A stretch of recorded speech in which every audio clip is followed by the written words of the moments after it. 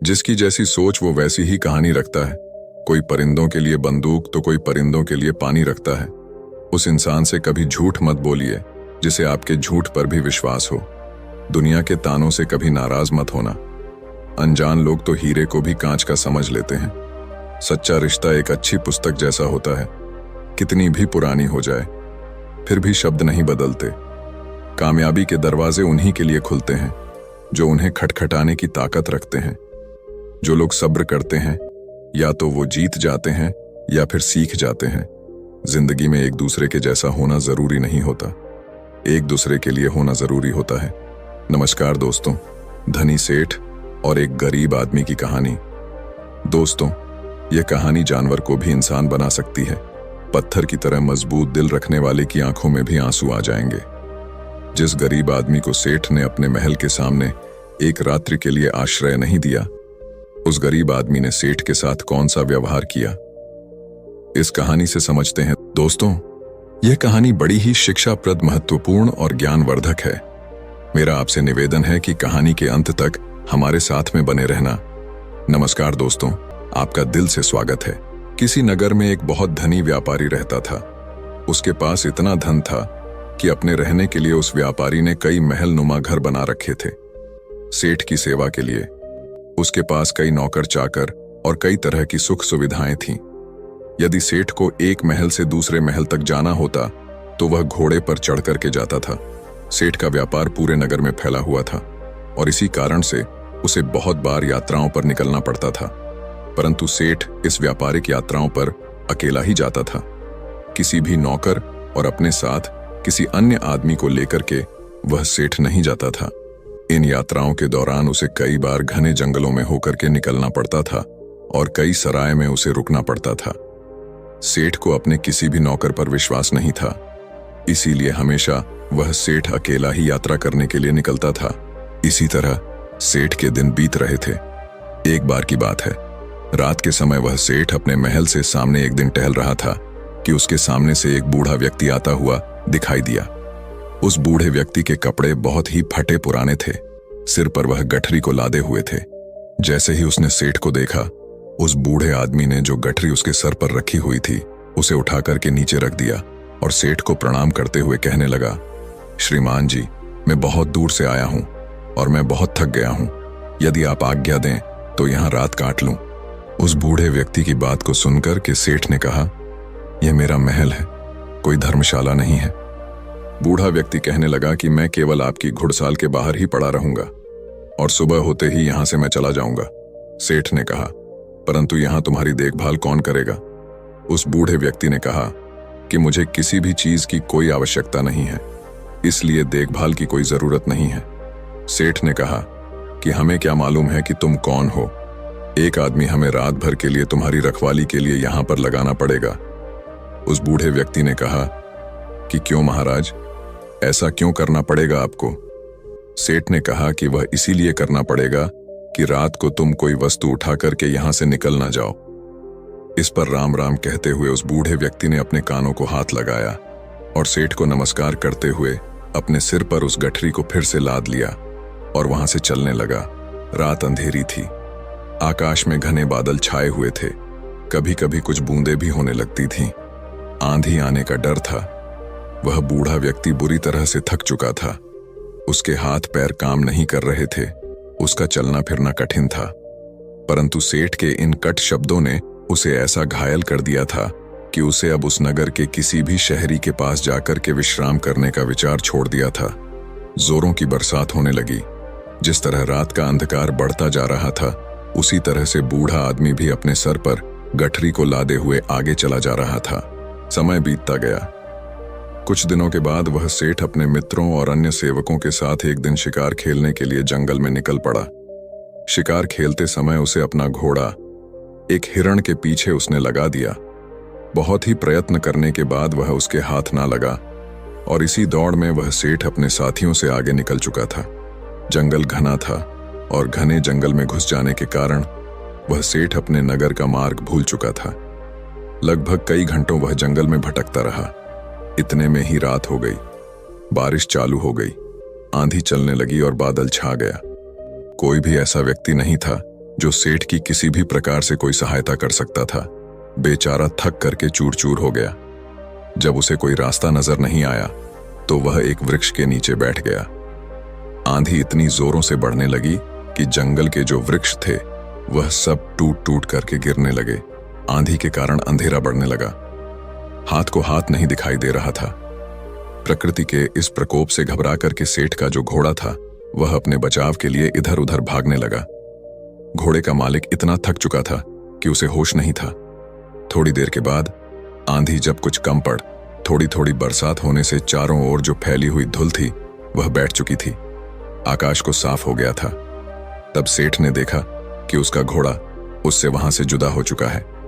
उस सेठ ने उस घोड़े को 2000 रुपए देकर के खरीदा था और उस घोड़े से बहुत ही प्यार करता था। उसे पालने में उसने किसी तरह की कोई कसर नहीं छोड़ी थी। अब तो सेठ को घर पहुंचने की कोई भी उम्मीद नहीं थी। कहते कि सवेरा होने के आसपास रात का अंधकार बहुत बढ़ जाता है और इसी तरह आशा और सूर्य की किरणों के पहुंचने से पहले निराशा और दुख का अंधेरा भी बहुत अधिक हो जाता है। बहुत अधिक दुखी और निराश हो जाने पर उस सेठ को दूर से एक व्यक्ति आता हुआ दिखाई दिया। पहले तो उस व्यक्ति को देख करके वह सेठ सहम गया। कहीं यह कोई व्यक्ति चोर या डाकू ना हो जो उसे आकर के उसे लूट ले। परंतु जब उस व्यक्ति ने सेठ के पास आकर के नमस्कार करते हुए अपने होठों की मुस्कान से सेठ के हृदय को निर्मल कर दिया, सेठ को बड़ी उम्मीद दिखाई दी। उसे आशा का प्रकाश दिखाई देने लगा। हंसते हुए उस व्यक्ति ने सेठ से कहा, आप इतने क्यों घबराते हैं? साथियों के बिछड़ने से, राह भटकने से और किसी की सहायता ना मिलने से कहते हुए सेठ ने अपनी सारी जो कहानी थी उस व्यक्ति को सुना दी। उस व्यक्ति ने जब सेठ की कहानी सुनी तो उसको सेठ पर दया आ गई और वह सेठ को लेकर के अपनी झोपड़ी में चला गया। वहां जाकर उसने बताया कि वह अपने पिता के साथ रहता है। जो भी रूखा सूखा भोजन हम लोग खाते हैं आप भी खा लेना और यहीं पर रुक करके विश्राम कर लेना। सेठ ने कहा कि परंतु मेरे घोड़े का क्या होगा? उस व्यक्ति ने कहा, सुबह होने से पहले मैं आपके घोड़े को किसी भी तरह से ढूंढ लूंगा। सेठ ने कहा कि वह कैसे ढूंढोगे? तुम बड़ा घना जंगल है, इतनी अंधेरी रात है, तुम कैसे ढूंढ सकोगे? उस व्यक्ति ने कहा कि मैं इस जंगल के कोने कोने से परिचित हूं। सेठ ने कहा, तो क्या तुम मेरे साथियों को भी ढूंढ सकोगे? उस व्यक्ति ने कहा, यदि वे इस जंगल में हुए तो मैं अवश्य ही उन्हें ढूंढ निकालूं। इस उत्तर को सुनकर के उस अमीर सेठ को बड़ा ही संतोष हुआ। उसके मन में बड़ी उम्मीद जगी और इस तरह से वह सेठ पूरी तरह से निश्चिंत हो चुका था। वह अब भी सोया नहीं था कि उस व्यक्ति ने सेठ के सामने एक दूध का कटोरा ला करके रख दिया। सेठ ने कहा कि यह क्या है महाशय? उस व्यक्ति ने कहा कि सेठ जी, यह हमारी बकरी का दूध है। सेठ ने कहा कि तुम्हारे पास कितनी बकरियां हैं? उस व्यक्ति ने कहा कि मेरे पास तो सिर्फ एक बकरी है। सेठ ने कहा, क्या एक बकरी इतना दूध दे सकती है या एक शेर से अधिक नहीं होगा? तुम भी पियो। उस व्यक्ति ने कहा कि नहीं, पिताजी ने कहा है कि आज का जो भी दूध है वह केवल अतिथि सेवा में लगाया जा सकता है। आज हम लोग दूध नहीं पिएंगे। सेठ ने कहा कि ऐसा क्यों? उस व्यक्ति ने कहा कि हमारे यहाँ सबसे बढ़िया चीज दूध को समझा जाता है और अतिथि की सेवा में हम लोग इसको पेश कर देते हैं। मैं पिताजी का इकलौता पुत्र हूं और दूध हमारे यहाँ सर्वोत्तम भोजन समझा जाता है। पिताजी ने यह आपकी सेवा में भेजा है। सेठ ने कहा कि तुम तो सचमुच देवता हो। सेठ की बात को सुनकर के वह व्यक्ति कहने लगा, नहीं सेठ जी, देवता तो बहुत दूर की चीज है, हम तो पूरी मानवता को भी नहीं अपना सके।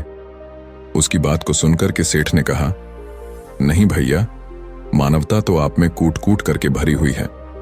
इस तरह बातें करते करते वह सेठ सो गया। अपने अतिथि की सच्ची सेवा करने वाला वह व्यक्ति चुपके से उठा और हाथ में मसाल लिया और अपने अतिथि के घोड़े को ढूंढने के लिए वहां से वह चल दिया। ढूंढते ढूंढते वह सुबह के समय के आसपास ढूंढा। बहुत ढूंढने के बाद आखिर उसे घोड़ा मिल गया। वह अपने अतिथि का घोड़ा ला करके अपनी झोपड़ी पर लौट आया। जब उसकी मां ने देखा कि अतिथि का घोड़ा मिल गया है तो वह उठ करके घोड़े के लिए सारा डालने लगी। वह जानती थी कि घोड़ा जंगल से घास चर करके आया होगा, परंतु फिर भी उसने अतिथि के घोड़े की सेवा करना अपना परम कर्तव्य समझा। घोड़े को यदि सारा ना मिलता तो शायद अतिथि सेवा अधूरी समझी जाती। सुबह के समय जब वह अमीर सेठ सो करके जगा तो उसने देखा कि उसका जो घोड़ा है वह सारा खा रहा था और अतिथि सेवक, वह व्यक्ति उसके सामने हाथ जोड़े हुए कह रहा था, आज ईश्वर ने हमारी लाज रख ली। उसको सुनकर के सेठ ने पूछा कि कैसे। उस व्यक्ति ने कहा, सेठ जी, आपका घोड़ा सकुशल मिल गया। यदि वह सामने की ओर निकल जाता तो शायद बाघ उसे अपना शिकार बना लेता। इतना सुनकर कि उस सेठ ने उस व्यक्ति को बहुत सा धन्यवाद दिया। इस समय उसे व्यक्ति की वृद्ध माता ने अतिथि के लिए दूध का कटोरा भर करके भेज दिया। दूध पी लेने के बाद सेठ घर लौटने की इच्छा प्रकट करते हुए कहा, मैं तुम्हारे पिताजी से मिलना चाहता हूं। वह नवयुवक अपने पिता को बुलाने के लिए गया। उसके पिता बिस्तर पर लेटे हुए आराम कर रहे थे। उस युवक ने पहुंच करके कहा कि पिताजी, जो अतिथि महाशय हैं वह आपको याद कर रहे हैं। उस पिताजी ने पूछा कि किस लिए? पुत्र ने कहा कि वे जानना चाहते हैं।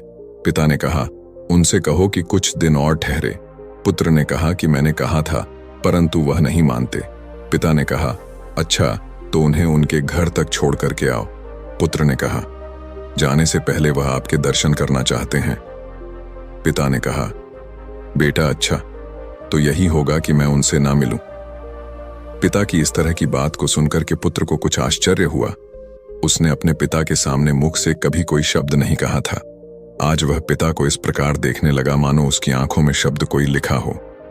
पिता ने पुत्र के प्रश्न को पढ़ लिया और उसे धीरे से समझाता हुआ कहने लगा, बेटे, तुम शायद यही पूछना चाहते हो कि मैं अतिथि से इस प्रकार दूर रह करके उसका निरादर क्यों कर रहा हूं। असल में मेरी इस बात में भी अतिथि का सत्कार का भाव ही भरा हुआ है। पुत्र ने पिता की बात को सुनक के कहा, मैं इस अनादर में आदर की भावना को समझ नहीं सका। पिताजी, पिता ने कहा, समझाओ भी कैसे? ऐसी कौन सी कठिन बात है जो मुझे न समझ सके? पिता ने कहा, यह एक व्यर्थ घटना है जिसके बारे में बताना नहीं चाहता। पुत्र ने कहा कि अच्छा, तो अतिथि महोदय से आपके बारे में क्या कहूं?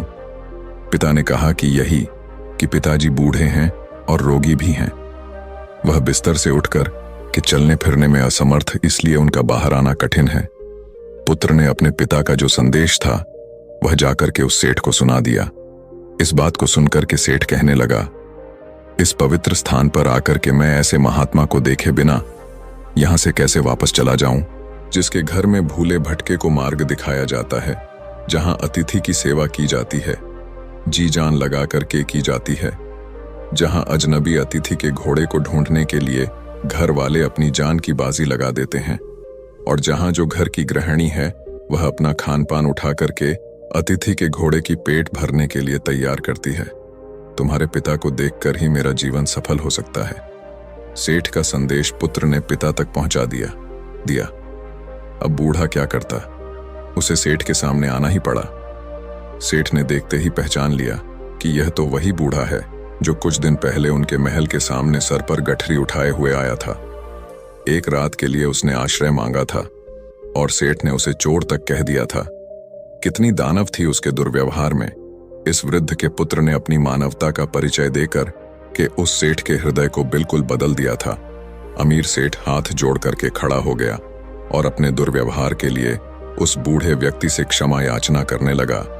बूढ़े व्यक्ति ने कहा, आपकी ओर से क्षमा याचना का प्रश्न ही पैदा नहीं होता है, क्योंकि मैं बाहर आकर के आपको उस पुरानी घटना की याद नहीं दिलाना चाहता था। आपके आग्रह को मैं टाल नहीं सका, इसीलिए मुझे यहां आना पड़ा। इससे शायद आपको बड़ा दुख हुआ हो, अतः मुझे आपसे क्षमा मांगनी चाहिए। सेठ ने कहा, कितना ऊंचा है आपका व्यक्तित्व। इतना कह करके वह अमीर सेठ उस वृद्ध के चरणों में गिर पड़ा। उसके नेत्रों से पश्चाताप के आंसू झर रहे थे।